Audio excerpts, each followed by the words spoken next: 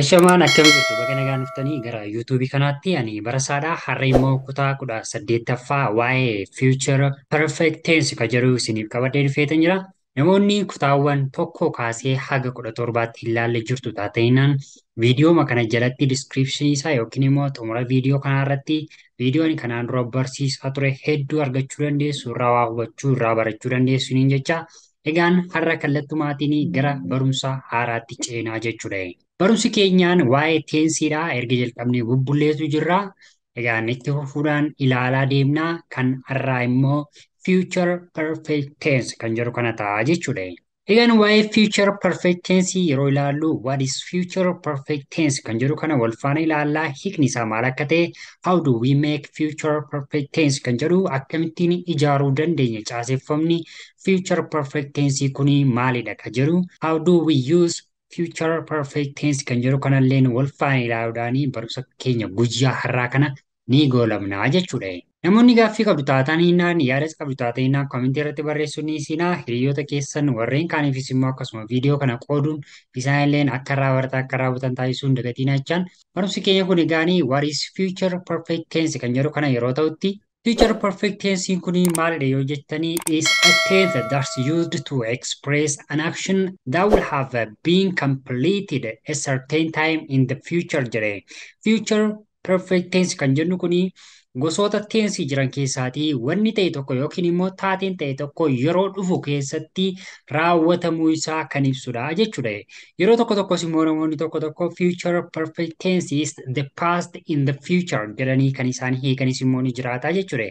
Kana jechuunis immoo gochaa darbe garuu kan yeroo dhufu keessatti ta'u jechuudha jedhaniitu dubbatu jechuudha. Kunis immoo gaafa ijaarru fakkeenyaaf yeroo baay'ee will have kan jedhu kanaa fi shall have kan jedhu kana fayyadamneetu past participle kan jennu kun immoo verb 3 main verbii keenya gara siriitti deebisnaa jechuudha. San booda kun maal ta'a taatee darbe isa yeroo dhufu keessatti jechuudha. Kanas gaafa ijaallu subject kan jennu keenya kanan fayyadamna matima akkasuma will yookiin immoo shall have jechuudhaan itti daballaa verb 3 keenya gadaballeetii complementing keenyaatiin hima keenya xumurraa jechuudha.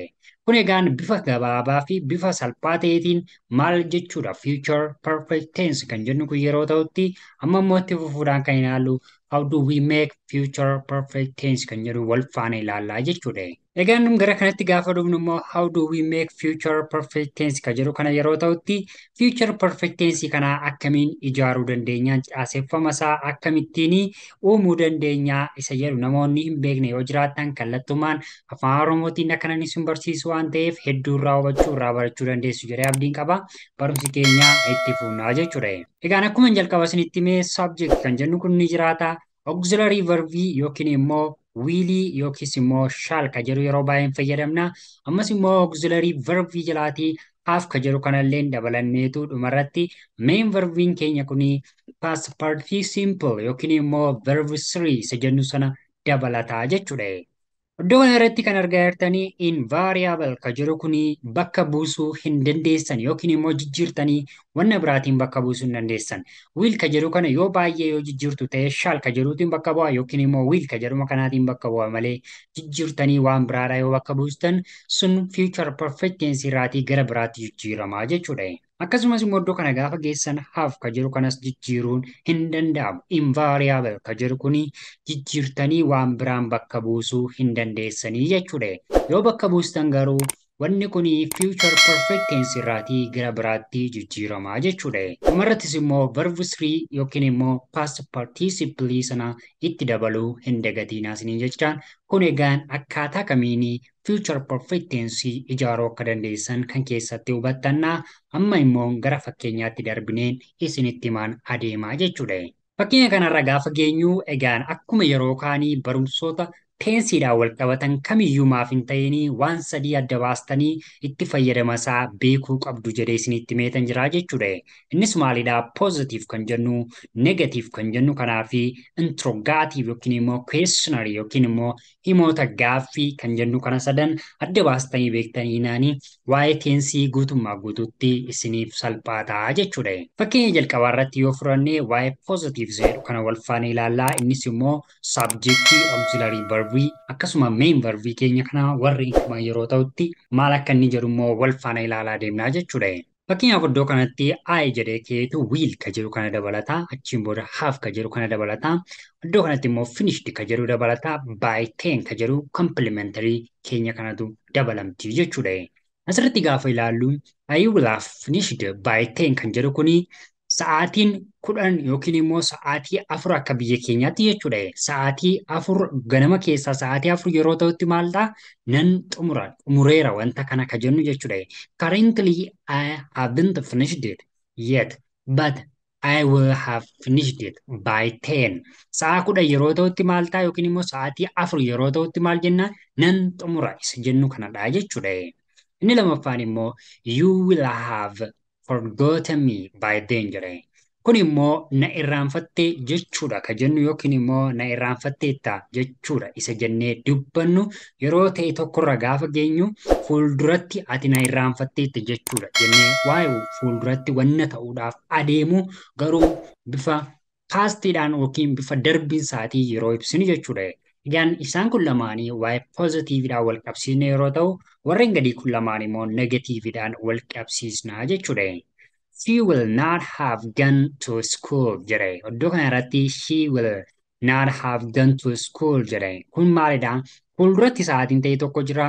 Sa'aatii sana irratti isheen mana barumsaa hin deemne yookiin immoo hin geenye ka jennee dubbannu ta'a jechuudha. Lammaffaarra jiru immoo we will not have left jedhe. We will not have left ka jedhu kunis immoo sa'aatiin amma 2 yoo ta'e gaafa sa'aatii 3 ta'utti nun ammayyuu hin deemne kan jennu ammayyuu deemuu dhiisuu keenya darbiinsa fuuldurattiin gaafa ibsinu jechuudha. Egaan isaan kun lamaan waa'ee negatiivii yeroo ta'an inni itti aanu kun lamaan immoo waa'ee questionii yookiin immoo interrogatives jennu ta'a jechuudha. Gaafa interrogatiivii irra geenyu immoo yeroo baay'ee auxiliary verbiin keenya willis yoo ta'e shaaliin gara jalqabaarra dhufu san booda subjectiin keenya immoo gara gidduutti ooluu jechuudha. Kun bakka wal jijjiiraa jechuudha. Warreen kaanirraa kan adda isa godhu maali yoo jettanii auxiliary verbiin shaalis yoo ta'e willis yoo ta'e fuulduratti darbaa subjectiin keenya immoo wiilii yookiin immoo shaalii dudduubarraan dhufaa jechuudha. San booda will you have arrived kan jedhu kun immoo ati geessee turtee isa jennu ta'a jechuudha. Will they have been received it kan jedhu kun immoo isaan fudhatanii turanii sa'aatii fuulduratti ta'u tokkootiin isa jennu jechuudha. Bifa kanaatiin egaa waa'ee questionidha yoo ta'e negatiivna auxiliaryidhaaf subjectiin bakka wal jijjiiruu yoo negatiividha ta'e immoo auxiliary verbii keenya willidhaa fi auxiliary verbii have ka jennu sana gidduu not ka jedhu kana galchuudhaan gara negatiivaatti jijjiirraa jechuudha. Egaan isaan kun hundumti isaaniiyyuu how do we make future perfect tense kan jedhu yeroo ta'anitti fuuldurattis immoo darbinee kanan isinitti himutu jira achiin booda akka itti aanutti ce'aa deemnaa jechuudha. Egaan iddoo kanarra gaafa geenyu yeroo baay'ee teensii hundumaa keessatti kan argaa turtanii contraction yookiin immoo gabaabsanii yookiin kottoonfachiisanii barreessuu kan jedhu qabu jechuudha. Kunis immoo maalidha? Subjectii kanaa fi wiilii yookiin immoo shaalii ta'uu danda'a. Yeroo baay'ee gaafa walitti dabalaman maal ta'u kottoonfataniitu barraa'u jechuudha. Yeroo tokko tokkos immoo subjectii keenya auxiliary verbii wiiliidhaa fi auxiliary verbii have kan hunduma isaalleen walitti makanii yeroo kottoonfachiisan ni jiraata jechuudha. Fakkeenyaaf iddoo kanarratti I will have kan jedhu I will kan jedhu bifa kanaan gabaabsinee yookiin kottoonfachiisnee barreessuu dandeenya. Yoo immoo sadanuma isaa kana kottoonfachiisnu barbaanne bifa kanaatiin kottoonfachiisnaa jechuudha. Isaan kunilleen akkasuma wanna ta'eef ilaaluu hin dagatinaa jecha isinumaaf dhiiseen fuulduratti ce'aa jechuudha. Isaan gad jalaa kanatti argitanitti illeen akkuma isaa olii waan ta'aniif kottoonfatanii akkamitti akka barraa'an kan keessatti hubattannaa jechuudha. Namoonni yuutuubii kanaaf haaraa taatan immoo iddoo kanaatii mallattoo kana iskaan gochuun bilbila keessan irratti jooyin gochuu hin dagatinaa. Sabiskiraayib gochaas immoo deemuu hin irraanfatinaa. Inni itti aanu immoo we sometimes use shall instead of will kan jedhu kana jalqabuma irraa kaasee iyyuu isinitti meeraa. Yeroo baay'ees immoo aayidhaa fi wii kan jedhu kana keessatti shaaliidhaa fi wiilii kana bakka wal jijjiiruun ni fayyadamnaa jechuudha. Ishee kana hin dagatinaa jecha fuuldurumattiin darbaa isin barsiisaa jechuudha. Iddoo kana gaafa geenyu immoo lammaffaa sadaffaa irratti how do we use future perfect tense kan jedhu barannee barumsa keenya guyyaa irraa goolamnaa jechuudha.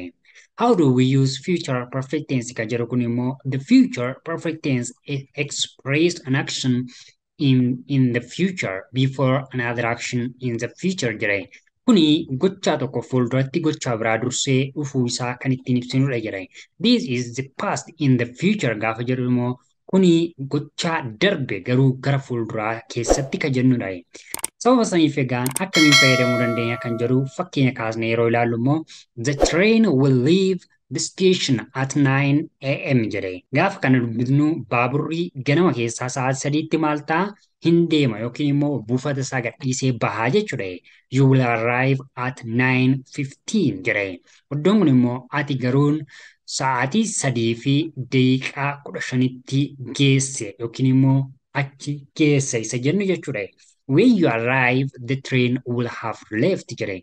Yeroo ati achi geessus immoo baaburri deemeetu jira ka jennudha. Sababni isaa namni kun sa'aatii 9ttidha baaburri kan inni bahu, inni immoo kan inni achi gahu sa'aatii 9:15ttidha jechuudha. Kana jechuun sa'aatii 9:15 kanatti baaburri bakka san gadhiisee deemeera yookiin immoo baheetu jira jechuudha. Kanaaf egaan the train will have left ka jedhu kuni jalqaba isaa ilaaltaniittu the train gaafa jennu iddoon kun saabjektii keenya yeroo ta'utti isaan kun immoo will kan jennuun jalqaba isinitti meera achiin booda immoo have kanas jalqaba isinitti meera achiin booda immoo maal jenneerra nuni gidduu isaa dabalchina achi ishiin kun immoo maal taati verb 3 taati jechuudha. Achiin booda isaan kun ammoo komplimentarii keenya ta'uudhaan himni kun guutummaa guututti istiraakcharii yookiin immoo caaseffamaa future perfect tense sirriitti guuteetu jira jechuudha. Egaan yeroo kanas immoo gaafa ilaallu the train leaves in the future at 9 a.m. gaafa jennu sa'aatii amma nuti irra dhaabbannee haasofnu kanarraatiin sa'aatii 9 yeroo ta'u baaburri maal ta'a ni deemaa jechuudha. Namni nuti itti dubbannaa yeroo kun immoo sa'aatii 9:15 yeroo ta'utti bakka san ga'aa jechuudha. Haa ta'u iyyuu malee yeroo namni sun bakka san ga'utti baaburri garuu deemeetu jira jechuudha. Wanni akka kanaa fi kanneen kana fakkaatan yoo ibsuu barbaadan future perfect tensein baay'ee isin gargaara jechuudha. Fuulduratti darbinee gaafa ilaallus immoo fakkeenya lamaan kana ilaalleetu waliin xumurra barumsa keenya guyyaa har'aa jechuudha. Fakkeenya itti aanu kun immoo you can call me at work at 8 jedhe. Sa'aatii 8 bakka hojiitti sa'aatii 8 na dubbisuu dandeessa yookiin immoo naaf bilbiluu dandeessa yeroo jennutti I will have arrived at the office by 8 jedhe. Namni kun sa'aatii meeqattidha kan inni nasaaf bilbiluu danda'u sa'aatii 8 yeroo ta'uttis immoo maal ta'a namni kun bakka waajjira isaa ni ga'a jechuudha. Inni itti aanee jiru immoo they will be tired when they arrive jedhe. Yeroo isaan achi ga'an baay'ee dadhabaniiru jedhe. They will not have slept for a long time jedhe. Kunis immoo sa'aatii dheeraadhaaf isaan hin rafne ture isa jennee dubbannudha jechuudha. Achi ga'anii dadhabuu isaaniif sababni maalidha yoo jenne sa'aatii dheeraadhaaf isaan maal ta'aniiru hin rafne turre isa jennu ta'a jechuudha. Kan itti aanu kun immoo Mary won't be at home when you arrive jedhe. Meeriin yeroo ati mana geessu hin jirtu jedhe. Really, where will she have gone kan jedhu kun immoo dhugaama moo eessa deemteeti laata yookiin immoo eessa deemteetu kan jennee dubbannu ta'a jechuudha. Isaan kun egaan akkaataa kamiitiin future perfect tense fayyadamuu akka dandeessan kan keessatti ilaalta yeroo ta'u future perfect tense kana immoo you can sometimes think of future perfect tense like present perfect tense jedhe. Yeroo tokko si future perfect tense kana akka present perfect tense itti ilaaluu ni dandeenya jedhe. Garuu jedha iddoo kanarratti instead of your viewpoint being in the present garuu ilaalchi keessa yookiin immoo tuqaan keessan waa'ee ammaa kanarra osoo hin taane isa fuulduraa waa'ee the future isa sanarra ta'a jechuudha.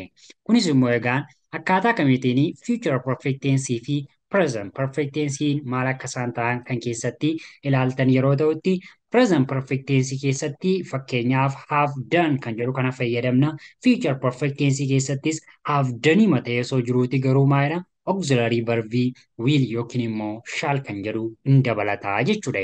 Kunis immoo maaliifdha? Asirratti subject plus have plus verb 3 plus complementary yeroo fayyadamnutti waa'ee present perfect tense keessatti future perfect tense keessatti maal fayyadamna? Subject plus will or shall plus have plus verb 3 plus complementary keenya ta'a jechuudha. Bifa kanaadhaan Bifa kanarraan kan kee maal ta'eera himni akkaataa itti nuti fayyadamnu present perfect tense will yookiin immoo shall future styling qabu jechuudha. Warreen future kun garuu maalidha will yookiin immoo shall dabalachuun present perfect tense irraa gargar bahuu yookiin immoo adda ta'uu jechuudha. Egaan isaan kun waa'ee future perfect tense fi present perfect tense amma ka jedhu irratti hundaa'ee inni future perfect tense kun immoo future ka jedhu irratti akka hundaa'e hin dagatiinaa jechaa barumsa keenya guyyaa har'aa kanumarraan hin goolabaa torban ofirratti future perfect continuous tense kan jedhu kanaan isin barsiisaa. Agarsiistuu gaaffii qabdu taanaan komentii irratti barreessuun dagatiinaa. Yuutuubii kana immoo sabskiraayib gochuun namoota baay'ee biraan gahaa jecha barumsi keenya guyyaa irraa haguma kana fakkaata. Thank you so much for listening until now. If you have questions, write down on the comments and see you guys on the coming episodes. And take care. Bye bye.